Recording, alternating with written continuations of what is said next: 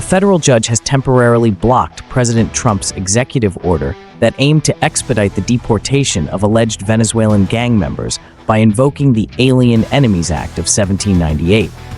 The order specifically targeted Venezuelan citizens aged 14 and older, suspected of being members of the Trendaragua gang, prohibiting them from obtaining U.S. citizenship.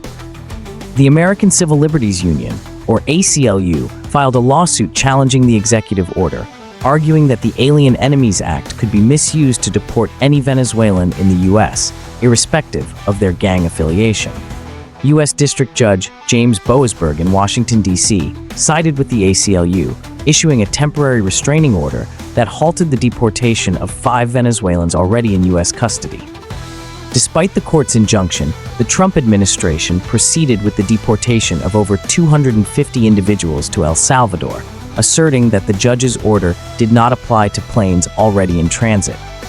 This action has raised concerns about a potential constitutional crisis, with legal experts suggesting that the administration's actions could be seen as contempt of court. U.S. Attorney General Pam Bondi criticized the judge's decision, stating that it compromises American safety and undermines presidential authority on immigration matters.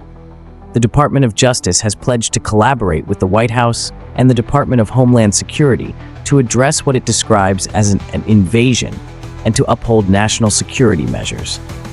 Homeland Security Secretary Kristi Noem reinforced the administration's stance on strict border control by sharing a video online of border wall gates closing.